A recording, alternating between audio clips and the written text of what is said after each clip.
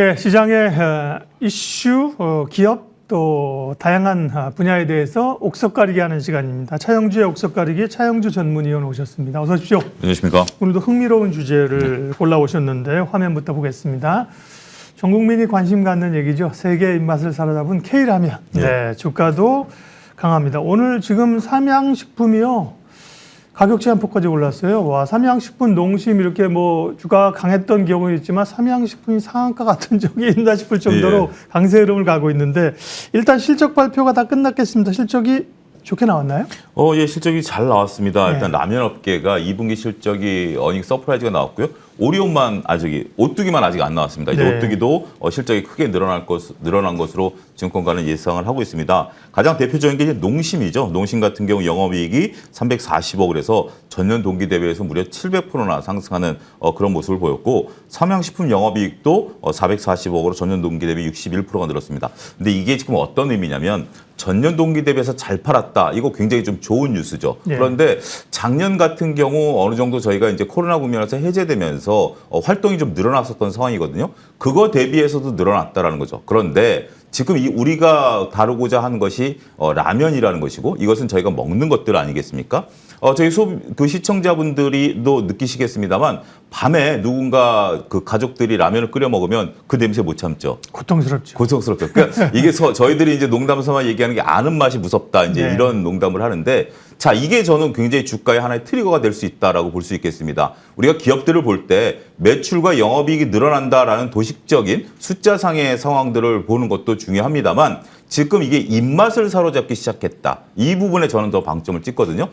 우리가 뭐 안 먹던 음식을 먹으면 보통 이제 외식 같은 거에서 특이한 음식 먹으면 이거 맛있다 하지만 다시 찾지는 않는 경우가 대부분이지 않습니까? 그런데 이 라면 같은 경우 저희도 이제 해서 알지만 이게 한번 입맛이 들기 시작하면 이제부터 본격적인 매출의 시작 뒤에 가서 살펴보긴 하겠습니다만 그러한 또 기반들을 각 기업들이 착실하게 다져가고 있다. 이런 측면에 있어서는 물론 오늘 상한가 같은 경우 최근에 이제 좀 주가의 급등락이 좀 있는 거에 대한 영향도 있긴 하겠습니다만 충분히 설명도 가능할 수 있다. 저는 그렇게 말씀드릴 수가 있겠습니다. 근데 정부에서 가격이나 압박을 해가지고 가격도 내리고 그랬잖아요. 실적이 안 좋을 걸 생각하는데 실적이 좋게 나왔습니다. 배경은요?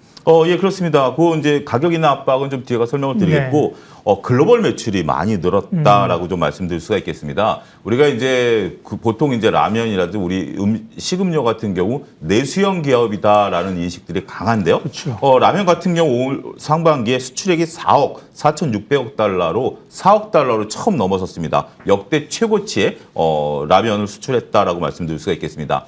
각 브랜드들이 갖고 있는 브랜드 파워력도 올라갔다라고 말씀드릴 수가 있겠는데 특히 우리가 잘 알고 있는 신라면, 이건 그대로 신라면으로 수출이 되죠. 더군다나 이제 불닭볶음 시리즈, 이게 불닭볶음이 하나의 브랜드화 됐습니다. 그러면서 이들에 대한 선호도가 상당히 많이 증가했다라는 거죠. 신라면 같은 경우 일본이라든지 미국에서 여전히 똑같은 상표로 나가고 있는 상황이고 불닭볶음 같은 경우 처음엔 챌린지 어떻게 보면 도전으로 시작했다가 여기에 이제 매니아층들이 생기기 시작했다라고 말씀드릴 수 있겠죠.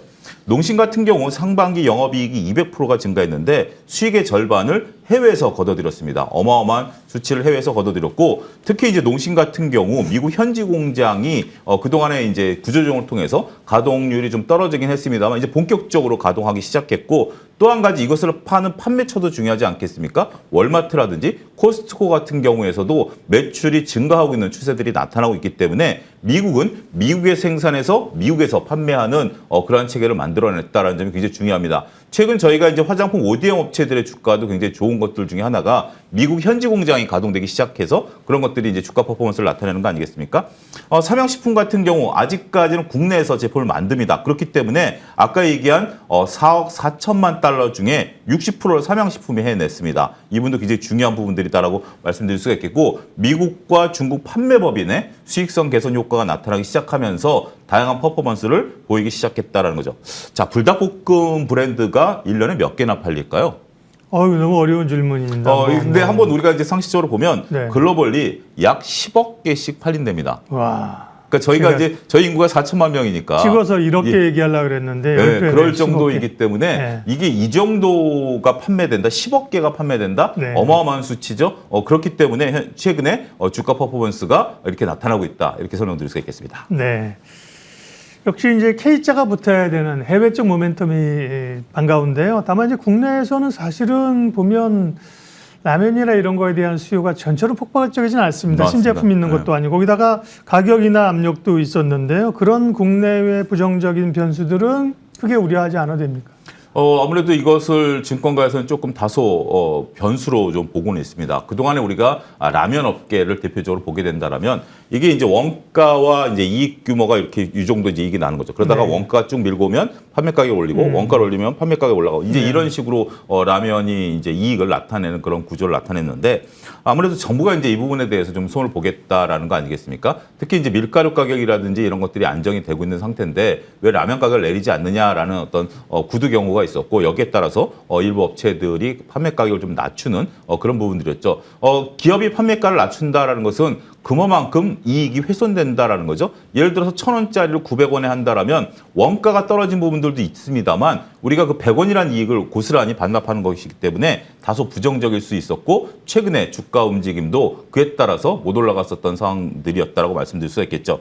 하지만 우리가 이제 농심이라든지 삼양식품, 오리온 같은 경우가 라면에 국한돼 있지 않고요. 다양한 제품들을 팔고 있습니다. 포트폴리오가 어느 정도 완성이 돼 있다라고 말씀드릴 수가 있겠고 그리고 이제 이것을 탈피하기 위해서 글로벌 시장에 진출을 서둘렀고 이런 가시적인 성과가 나타났다라고 말씀드릴 수가 있겠습니다. 그러니까 전체적인 매출 비중이 5대 5라면 예를 들어서 단가 인하 압력이 10% 내려왔다라고 한다면 전체 영업이익의 5%가 줄어드는 거죠. 하지만 다른 한쪽인 해외 매출이 없었던 것이 생기는 거 아니겠습니까? 자, 셈법을 다시 해드리겠습니다. 전체 매출에 있어서 5%가 줄어들지만 없었던 알파가 늘어나기 시작했다. 이게 해외 매출이거든요. 그렇게 된다면 단가 인하 압력에 대한 부담은 상대적으로 줄어들 수밖에 없는 거고요. 물론 이 부분이 영업이익을 깎아먹는 건 사실이긴 하겠습니다만 이것 때문에 그동안 주가가 억눌렸었던 것들이 해외 매출과 해외 영업이익을 보고 이렇게 폭발하는 계기가 됐다. 이런 설명도 충분히 가능할 것 같습니다. 네.